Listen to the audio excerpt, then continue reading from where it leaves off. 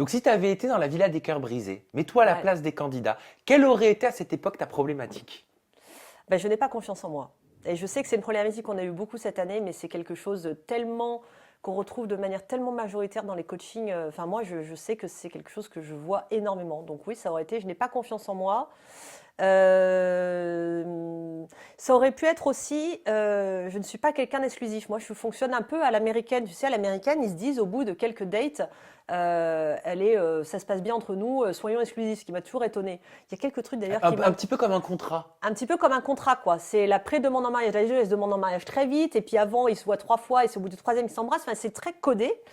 Et en fait, moi, je fonctionnais un peu comme ça, c'est-à-dire qu'avant qu'on se soit parlé de manière un peu à cœur ouvert et intime, en se disant, voilà, on est vraiment bien ensemble, donc au bout de quelques semaines, hein, on est vraiment bien ensemble, ben moi, j'estimais qu'on n'avait pas forcément à être exclusif. Donc, il aurait fallu que je travaille, par exemple, sur ça, sur le fait qu'à partir du moment où tu embrasses quelqu'un ou tu es avec quelqu'un, bah, tu es avec cette personne.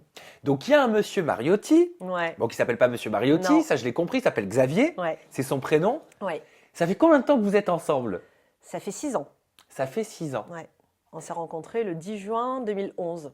Et j'ai eu la chance de vous voir, moi, Oui. tous les deux, tu me l'as Oui, présenté à quand on est l'avant-première. à l'avant-première de Et t'as beaucoup apprécié de d'ailleurs. la Villa des Cœurs Brisés. D'ailleurs, c'est un très bel homme. Merci, Voilà, ça lui fera je plaisir. tiens à te le dire. Euh, Comment tu te sens dans cette relation depuis 6 ans? Alors, Xavier, c'est quelqu'un qui est, tu vois, tu peux prendre toutes mes histoires d'amour avant lui, et lui, tu le mets complètement à part. C'est une espèce d'ovni et d'extraterrestre dans mon histoire sentimentale, parce qu'il est 100% différent de ce que j'ai pu rencontrer.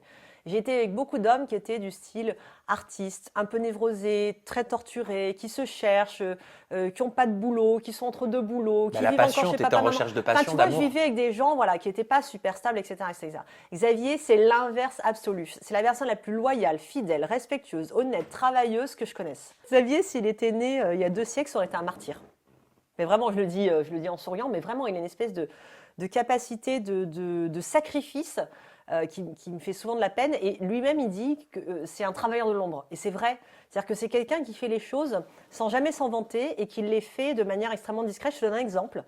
À la naissance de mon fils, j'ai eu un très très gros baby blues qui a duré très longtemps et vraiment une période pendant laquelle je me suis littéralement effondrée. Ça a été très très compliqué pour moi.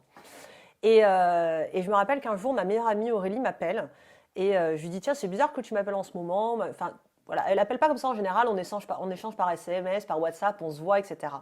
Et elle me dit mais en fait, c'est Xavier qui m'a appelé, qui m'a dit que tu n'allais pas bien et qui m'a demandé de t'appeler. Donc voilà, c'est exactement le genre de choses qu'il peut faire quotidiennement.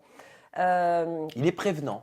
Il est prévenant et surtout il a de l'humilité, c'est-à-dire qu'il fait les choses sans s'en vanter. Tu vois, je pars quand même pour l'émission 2 mois par an en Oui, ça pourrait le tournage. déranger, parce que j'imagine qu'il fait pas du tout la même chose que toi. Ah, il fait pas du tout la même chose que moi. Xavier, il est directeur de projet en site internet, donc on est dans des univers Et il complètement accepte différents. que tu partes à l'autre bout du monde Bah, pendant il 2 accepte mois. complètement, puis non seulement il accepte, mais il encourage, et puis il s'occupe de notre fils, parce qu'on a un petit garçon qui s'appelle Axel ensemble, qui a 4 ans. Euh, Je rigole parce que Axel, on est un peu nunuche, tu vois, lui et moi, on l'a choisi parce que ça veut dire Axel, ça veut dire amour, Xavier et Lucie. Mais c'est trop mignon, mais tu plaisantes, c'est pas du C'est niche. hyper nunuche. Pas du tout. C'est mon beau-frère qui a trouvé ça et on a dit ok, c'est bon, on prend ce prénom.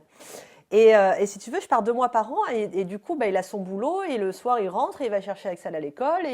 Enfin, c'est lui qui couche son fils depuis sa naissance tous les soirs, il lui donne son bain. Enfin voilà, c'est un papa vraiment, un vrai papa, quoi, un papa normal.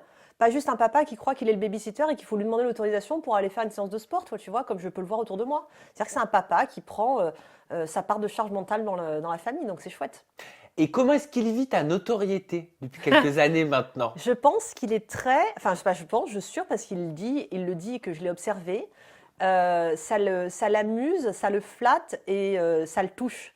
Quand les gens, par exemple, viennent me demander un selfie ou viennent me dire qu'ils ont aimé l'émission ou que ça les a C'est aidés. nouveau pour lui. Voilà, bah pour moi aussi ça l'était. Hein. Bah, bien C'est sûr. très spécial Mais d'ailleurs à maintenant, au bout vivre. de 3 ans, ça l'est plus. Bah maintenant ça l'est moins, mais c'est toujours très étonnant en fait, parce qu'en fait les gens, quand ils te voient à la télé, ils ont l'impression de te connaître. Donc ils viennent te voir comme si on avait dîné ensemble la veille, et comme moi je les connais pas, c'est très surprenant.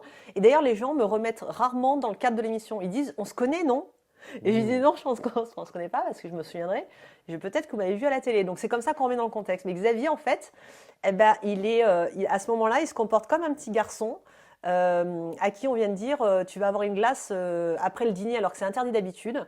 Il a des yeux grands ouverts, il est un peu Il est rouge fier. et il se dandine parce qu'il est tout content et il frétille. Il est tout content. Ouais, c'est de la Il est super fierté. fier. Il est super fier. C'est de la fierté, Ouais. c'est normal. Et c'est très agréable de voir ça dans ses yeux d'ailleurs. On dit souvent que les cordonniers sont les plus mal chaussés. Ouais.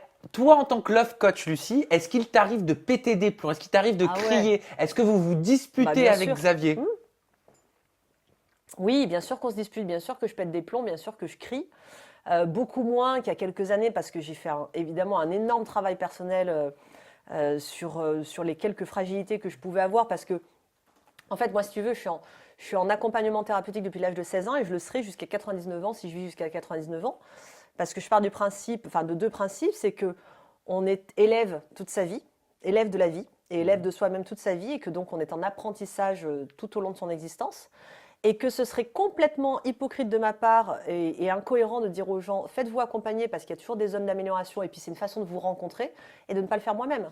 Donc moi j'ai non seulement des contrôleurs ou superviseurs qui vérifient que je fais correctement mon travail, mais également des thérapeutes qui m'accompagnent et j'ai testé énormément de thérapies, de l'hypnose à l'acupuncture, à l'accompagnement énergétique, à la psychanalyse, etc. Ouais, d'ailleurs, tu es en train de etc. te spécialiser sur l'accompagnement Je suis, énergétique.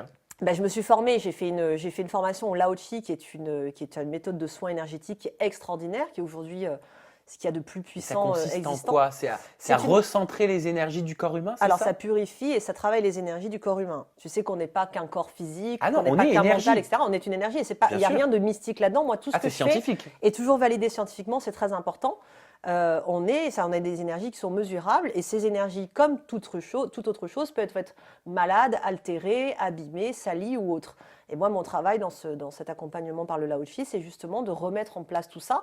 Et ça agit surtout, ça agit donc sur les mots physiques, mais ça agit aussi sur les mots à l'âme. Ça agit sur tes émotions, sur ton passé, sur tes traumatismes. Ça agit même sur la confiance en soi. Ça agit sur tout, quoi. Et Et- c'est génial parce que quand je le fais, j'en bénéficie en même temps. Donc voilà, c'est vraiment, donc voilà. Moi, je vais de plus en plus vers un accompagnement dit psychospirituel. C'est-à-dire, je vais de moins en moins vers le mental, je vais vraiment de plus en plus vers le cœur de la personne. Ça, Et vous c'est êtes vraiment marié avec important. ton compagnon? On s'est pas mariés, Ouais, on n'est c'est un pas, ouais, on n'est pas mariage. J'ai eu une petite crise. J'ai eu Ouais. une petite crise de mariage après la naissance d'Axel, parce que je me disais, merde, c'est quand même dommage, je porte pas le même nom que mon fils. Parce que j'ai décidé en fait qu'Axel porterait le nom de Xavier et pas le mien à coller. Je trouvais que ça faisait trop long, j'avais pas envie, enfin j'en sais rien, je devais être shootée par la péridurale. Et en fait, quelques mois après, je me suis dit, ça me pose problème que sur le carnet de santé, ce soit le nom de Xavier, que sur les papiers, ce soit le nom de Xavier, qu'à l'école, on vous dise, bah, vous êtes la maman d'Axel, etc., etc. Donc je me suis dit, viens, on se marie juste pour... Et puis après, ça m'est passé très vite, parce que voilà, c'est pas une croyance que j'ai personnellement d'avoir envie de me marier, donc on l'a pas fait. Oui, On t'estimes a qu'il n'y fait a pas l'en- besoin d'un papier pour Non, puis signifier de toute l'amour. façon, enfin, oui, voilà, l'engagement le plus éternel qui Bah, se voit, c'est d'avoir un enfant. Bien sûr.